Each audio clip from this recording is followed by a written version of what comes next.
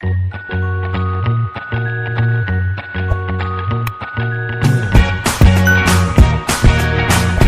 Student, welcome to night classes. तो आज हम पढ़ेंगे लॉ ऑफ सप्लाई। तो लॉ ऑफ सप्लाई में क्या है वो हम पढ़ेंगे। तो लॉ ऑफ सप्लाई क्या बताता है हम वो पढ़ेंगे इससे पहले। तो मैंने यहाँ डेफिनेशन मतलब उसका डेफिनेशन लिखा हुआ है, लॉ लिखा हुआ है सप्लाई का, तो हम पढ़ेंगे। The law of supply state that other thing remain constant. अब यहाँ अदर थिंग कौन कौन सी है? अदर थिंग्स मतलब जो मतलब मैंने आपको अदर थिंग्स में बताया था कौन कौन सी, जो भी फैक्टर्स है डिटर्मिनेंट है, जो भी फैक्टर्स होता है डिटर्मिनेंट ऑफ सप्लाई होंगे वो होंगे अदर थिंग्स। तो मैं आपको अदर थिंग्स क्या है यही वीडियो में आपको क्या है, अभी ये जब लॉ ऑफ सप्लाई खत्म होगा मैं आपको क्या पढ़ाऊंगा, डिटर्मिनेंट ऑफ सप्लाई पढ़ाऊंगा। तो वो उसमें आपको पता चल जाएगा कौन कौन से अदर थिंग्स है। जैसे प्राइस, पर्टिकुलर गुड्स की प्राइस क्या होगी, वो own price of a commodity other things में नहीं आएगी। अब ओन प्राइस ऑफ कमोडिटी को छोड़ के जो भी बाकी फैक्टर्स है वो सब क्या होंगे, अदर थिंग्स में आएंगे। तो लॉ ऑफ सप्लाई क्या स्टेट करता है? Law of supply state that other thing remain constant, मतलब जो भी बाकी के फैक्टर्स है वो क्या रहेंगे, constant, and there is a positive relationship. Positive relationship मतलब क्या, अगर प्राइस बढ़ेगी तो quantity demand sorry quantity supply बढ़ेगी, तो यही है पॉजिटिव रिलेशनशिप। तो positive relationship between price and quantity supply मतलब क्या, जब भी प्राइस बढ़ेगी तो क्वांटिटी सप्लाई बढ़ेगी, ये क्या है, लॉ ऑफ सप्लाई बताता है, मतलब पॉजिटिव रिलेशनशिप बताता है। मतलब अब मैं आपको उसका क्या है एक ग्राफ और एक मतलब स्केड्यूल बना के दिखा रहा हूँ कि पॉजिटिव रिलेशनशिप कैसे होती है। फॉर एग्जांपल समझो,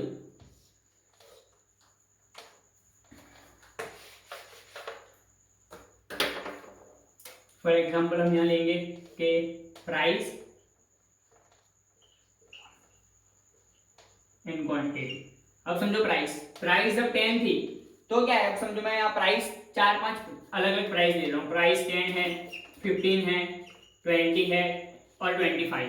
मतलब मैंने क्या यहाँ 4 अलग अलग प्राइस ली। अब क्या है, ये प्राइस क्या है, बढ़ रही है, ये प्राइस इंक्रीजिंग रेट में है, मतलब बढ़ रही है। मतलब पहले जब प्राइस 10 थी तो आप अगर आप सोचो कि अगर आप सप्लायर हो तो आप क्या करोगे, अगर मैं खुद सप्लायर हूँ तो मैं क्या करूंगा, ज्यादा प्राइस पे मैं अपना गुड्स बेचने की कोशिश करूंगा। क्यों ज्यादा प्राइस पे, क्योंकि मेरे को ज्यादा से ज्यादा मुनाफा हो, इसलिए मैं ज्यादा से ज्यादा प्राइस पे गुड्स को सेल करने की कोशिश करूंगा। तो मैं क्या है, जब जब मेरी 10 रुपीज प्राइस थी तो मैंने क्या किया, 100 क्वांटिटी सेल की। जब 15 हुई तो मैंने क्या किया, 290 सेल किया। फिर जब जब 20 पे आया तो मैंने 500 सेल किया। जब 25 प्राइस हुई तो मैंने क्या किया, 700 सेल किया। मतलब क्या, मैंने जो क्वांटिटी जो सेल किया, मैंने जो क्वांटिटी का सप्लाई बढ़ाया वो कैसे, जैसे प्राइस बढ़ती गई वैसे मैंने सप्लाई बढ़ाया। क्यों बढ़ाया, क्योंकि अगर मैं सप्लाई बढ़ाऊंगा तो मेरे को ज्यादा से ज्यादा मुनाफा मिलेगा। क्यों, ज्यादा प्राइस पे मेरे को ज्यादा मुनाफा। समझो, तो फॉर एग्जांपल मेरा प्रोडक्शन कॉस्ट है, प्रोडक्शन कॉस्ट है, वो प्रोडक्शन कॉस्ट तो मेरा सेम होगा। जैसे प्रोडक्शन कॉस्ट मेरा 5 रुपीज है, तो अगर मैं 5 रुपीज तो मेरे को यहाँ पे मुनाफा 5 रुपए का होगा। यहाँ पे मुनाफा समझो कि थोड़ा महंगाई बढ़ी तो मेरा प्रोडक्शन कॉस्ट बहुत ज्यादा नहीं बढ़ेगा, बट एटलीस्ट मेरा प्रोडक्शन कॉस्ट समझो कि 8 रुपीज होगा। तो डेफिनेटली यहाँ मेरा कितना प्रॉफिट हो गया, प्रॉफिट हो गया 2 and 5 7, तो 7। जैसे क्या, ज्यादा प्राइस पे मेरे को ज्यादा प्रॉफिट मिलेगा। क्यों, कि मेरा प्रॉफिट मार्जिन बढ़ जाएगा इसलिए।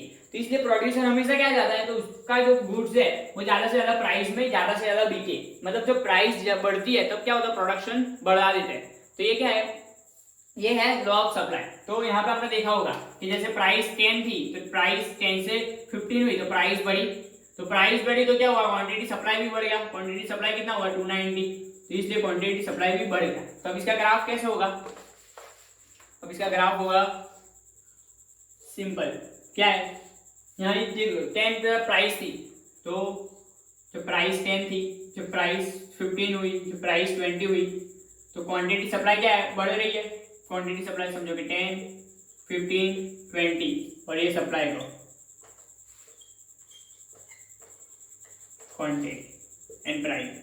अब यहाँ आपने देखा कि प्राइस बढ़ रही है और उसी के साथ क्या हो रहा है, क्वांटिटी सप्लाई भी बढ़ रही है। जैसे जैसे प्राइस बढ़े ऐसे ऐसे क्वांटिटी सप्लाई बढ़ रही है। अगर फॉर एग्जांपल अगर प्राइस कम होगी तो क्वांटिटी सप्लाई कम होगी। क्यों, अगर समझो कि फॉर एग्जांपल जब प्राइस 25 थी, अब प्राइस 25 पे से हम 20 पे प्राइस गई तो क्या होगा, हमारा क्वांटिटी सप्लाई कम हो जाएगा। यही क्या है हमारा लॉ ऑफ सप्लाई। अब हम देखेंगे नेक्स्ट टॉपिक। अब हम क्या देखेंगे, डिटर्मिनेंट ऑफ सप्लाई। मतलब डिटर्मिनेंट ऑफ सप्लाई को हम ऐसा भी बोल सकते हैं, फंक्शंस ऑफ सप्लाई। मतलब कौन कौन से फंक्शन से सप्लाई की। तो सबसे पहला क्या है, मैंने आपको बताया था, मैंने अभी आपको क्या पढ़ाया, लॉ ऑफ सप्लाई पढ़ाया। तो लॉ ऑफ सप्लाई में क्या था, अदर थिंग रिमेन कांस्टेंट था। तो इसमें अदर थिंग कौन कौन से मैं सबसे पहले आपको बता दूंगा। सिर्फ ये प्राइस को छोड़ के, प्राइस ऑफ ओन कमोडिटी को छोड़ के बाकी जो जो भी ये बाकी 7 चीजें हैं वो क्या होगी, अदर थिंग्स। मतलब यहाँ अदर फैक्टर्स, अदर फैक्टर्स कौन कौन से, price, own price of commodity को छोड़ के बाकी जो जो भी फैक्टर्स है वो सब क्या है, अदर फैक्टर्स। तो एक एक करके मैं आपको एक्सप्लेन करूंगा।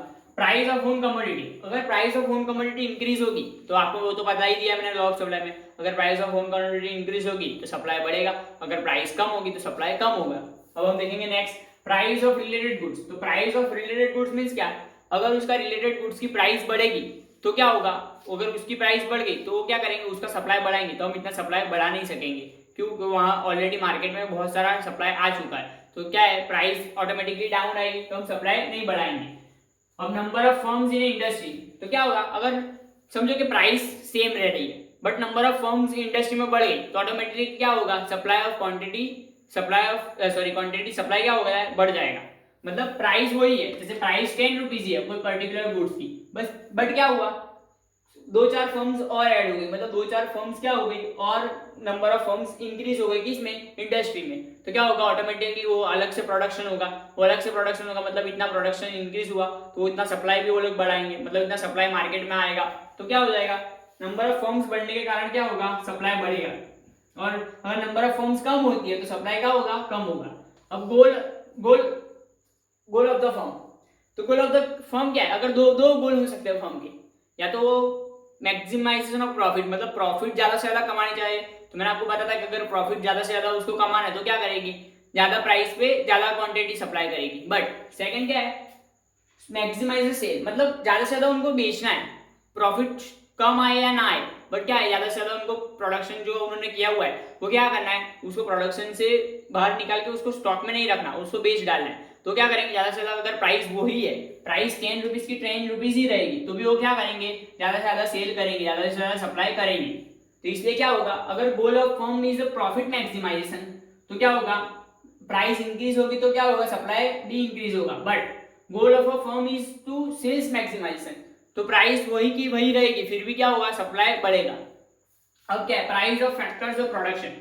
Price of factors of production मतलब क्या, फैक्टर्स ऑफ प्रोडक्शन मैंने आपको पढ़ाया था, फैक्टर्स ऑफ प्रोडक्शन वाला हमने जो चैप्टर पढ़ा था, मतलब उसमें मैंने आपको वेरिएबल फैक्टर्स और फिक्स फैक्टर के बारे में पढ़ाया था। तो उस पे ही है। तो अगर फिक्स फैक्टर और वेरिएबल फैक्टर्स की प्राइस चेंज होती है, अगर प्राइस बढ़ेगी तो ऑटोमेटिकली क्या होगा, हमारा जो प्रोडक्शन कॉस्ट है वो क्या होगा, बढ़ जाएगा। प्रोडक्शन कॉस्ट बढ़ जाएगा तो हम क्या करेंगे, अगर प्रोडक्शन कॉस्ट बढ़ जाएगा तो हमारा सप्लाई डेफिनेटली क्या होगा, कम हो जाएगा। क्यों, हमारा इन्वेस्टमेंट तो हम एकदम तुरंत बढ़ा नहीं सकते, इसलिए क्या हो जाएगा हमारा, अगर फैक्टर्स ऑफ प्रोडक्शन की प्राइस बढ़ जाती है तो क्या होगा, हमारा सप्लाई कम हो जाएगा। अगर फैक्टर्स ऑफ प्रोडक्शन की प्राइस कम होती है तो हमारा सप्लाई बढ़ेगा। अब क्या है, स्टेट ऑफ टेक्नोलॉजी। अगर टेक्नोलॉजी में कोई इंप्रूवमेंट आया जिससे कॉस्ट में रिडक्शन होगा, जिसमें क्या होगा, प्रोडक्शन कॉस्ट में रिडक्शन होगा, इससे हमारा सप्लाई क्या होगा, बढ़ेगा। अब बिजनेस एक्सपेक्टेशन, बिजनेस के दो एक्सपेक्टेशन हो सकते हैं, एक बुलिश एक्सपेक्टेशन एंड एक बेरिश एक्सपेक्टेशन। तो बुलिश एक्सपेक्टेशन में क्या होता है, ज्यादा से ज्यादा मार्केट में डिमांड क्या होगी, हमारे प्रोडक्ट की बहुत डिमांड है। जैसे पर्टिकुलर कोई हमारा प्रोडक्ट है, जैसे पर्टिकुलर कोई हम फोन बेच रहे हैं तो कोई फोन का बहुत डिमांड है मार्केट में, तो क्या होगा, पर्टिकुलर सेम प्राइस पे हम ज्यादा से ज्यादा क्या करेंगे, सेल करेंगे। प्राइस चेंज नहीं होगी फिर भी हम सेल करेंगे। बट बेरिश है तो क्या होगा हमारा, अगर समझो कि बेरिश है मतलब हमारी डिमांड नहीं है, तो हम प्राइस जितनी भी हो, प्राइस चेंज हो या ना हो, हम क्या होगा, सप्लाई हम नहीं बढ़ा सकते। क्यों, क्योंकि कोई खरीदने वाला ही नहीं है, इसलिए हम सप्लाई नहीं बढ़ा सकते। अब क्या है लास्ट, गवर्नमेंट पॉलिसी। तो गवर्नमेंट पॉलिसी में दो चीजें, क्या, टैक्स और सब्सिडी। तो अभी अगर समझो कि टैक्स में अगर इंक्रीमेंट हुआ, तो टैक्स में इंक्रीमेंट हुआ तो डेफिनेटली क्या होगा, हमारा प्रोडक्शन कॉस्ट भी बढ़ेगा। क्यों, कि हमारा टैक्सेशन हमको ज्यादा देना पड़ेगा। तो हम क्या करेंगे, अगर टैक्स इंक्रीज हुआ तो हमारा सप्लाई घट जाएगा। बट अगर सब टैक्स डिक्रीज हुआ तो हमारा सप्लाई क्या होगा, बढ़ेगा। क्यों, कि हमारा इतना पैसा जो कैश होगा, मनी, वो हम क्या करेंगे, प्रोडक्शन में इंप्रूवमेंट के लिए डाल सकते हैं। अब मैंने क्या बताया कि दो पॉलिसीज हो सकती है, एक टैक्सेशन और एक है सब्सिडी। अब समझो पर्टिकुलर गवर्नमेंट ने हमको कोई सब्सिडी दी, गवर्नमेंट ने सब्सिडी, गवर्नमेंट जब भी कोई बिजनेस करता है नॉर्मली क्या होता है, गवर्नमेंट सब्सिडी देती है कि आप स्टार्ट करो, आपको ये मशीन इतने दाम में, कम दाम में मिलेगा, 20% डिस्काउंट में मिलेगा, 30% डिस्काउंट मिलेगा। तो जो 30% 20% डिस्काउंट मिला वो उतना पैसा हमारा कैश बचेगा, तो हम क्या करेंगे, उसको प्रोडक्शन में इम्प्लीमेंट करेंगे, तो हमारा वो पैसा बचेगा, तो हम क्या करेंगे, उसको प्रोडक्शन में, तो डेफिनेटली उससे क्या होगा, हमारा सप्लाई बढ़ेगा। तो ये क्या थे सब डिटरमिनेंट ऑफ सप्लाई। एक बार मैं फिर से आपको एक डिटरमिनेंट ऑफ सप्लाई रिवाइज करा दे रहा हूँ। प्राइस ऑफ ओन कमोडिटी मतलब खुद की प्राइस, जो कमोडिटी हम बेच रहे हैं उसकी price. Price of related good मतलब जो जो सब्सिडेड गुड्स है या तो फिर कॉम्प्लीमेंट्री गुड्स है उसकी प्राइस भी इफेक्ट करेगी। Number of firms in industry मतलब कितनी फर्म्स है इंडस्ट्री में, वो भी इम्पैक्ट करता है। गोल ऑफ अ फर्म मतलब हमारे फर्म का गोल क्या है, प्रॉफिट मैक्सिमाइजेशन या फिर सेल्स मैक्सिमाइजेशन। अब price of factors of production मतलब हम जो फैक्टर्स, हमारे इनपुट फैक्टर्स है उसकी प्राइस क्या होगी, वो भी डिटरमाइन करेगी कि हमारा सप्लाई बढ़ेगा या कम होगा। स्टेट ऑफ टेक्नोलॉजी मतलब हम जो टेक्नोलॉजी ला रहे हैं उससे हमारा सप्लाई बढ़ेगा या नहीं बढ़ेगा, वो भी इम्पैक्ट करेगा।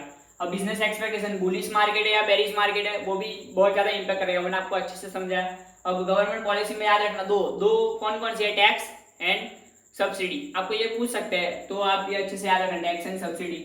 तो ये क्या था, डिटरमिनेंट ऑफ सप्लाई।